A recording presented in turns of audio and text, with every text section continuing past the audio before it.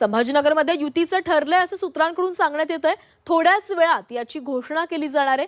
शिवसेना 39 ते 41 जागांवर लढणार आहे, तर भाजप 48 ते 50 जागांवर लढणार आहे।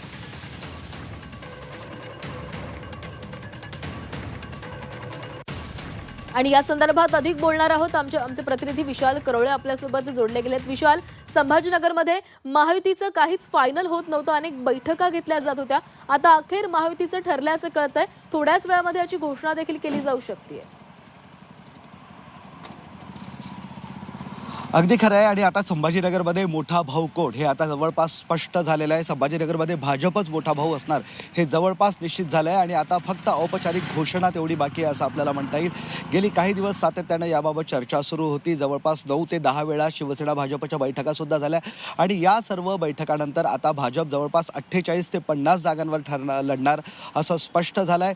तर शिवसेना 39 ते 41 जागांवर लढणार हे आता जवळपास स्पष्ट झालं आहे। महत्त्वाचं म्हणजे स्थानिक पातळीवर हा प्रश्न सुटत नव्हता। त्यानंतर एक प्रस्ताव बनवण्यात आला होता आणि मुख्यमंत्री उपमुख्यमंत्र्यांना हा प्रस्ताव पाठवण्यात आला होता। त्यांनी या सगळ्यामध्ये हस्तक्षेप केला आणि त्यांच्या हस्तक्षेपानंतर आता हे जागा वाटप ठरलेलं आहे। आता फक्त औपचारिक घोषणा तितकी बाकी आहे असं आपल्याला म्हणता येईल।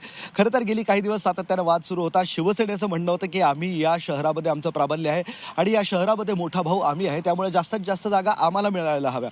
मात्र भाजप काही केल्या ऐकायला तयार नव्हतं। अखेर स्पष्टपणे भाजपनं सांगितलं की 48 ते 50 जागांवर आम्ही लढणार आणि शिवसेनेला त्यांनी 39 ते 41 जागा देण्याचा अखेरचा प्रस्ताव ठेवला। यावर उपमुख्यमंत्री एकनाथ शिंदे यांनी सुद्धा मंजुरी दिली, तर मुख्यमंत्री देवेंद्र फडणवीस यांची सुद्धा मंजुरी झाली आहे असं कळतंय।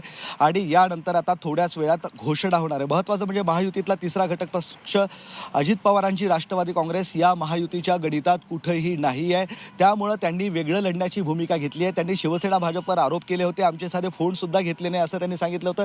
त्यामुळे अजित पवारांची राष्ट्रवादी आता छत्रपती संभाजीनगरमध्ये पूर्णतः वेगळं लढणार आहे, स्वतंत्र लढणार आहे। तर शिवसेना भाजपचं चर्चेचं गुऱ्हाळ अखेर आता संपलेलं आहे।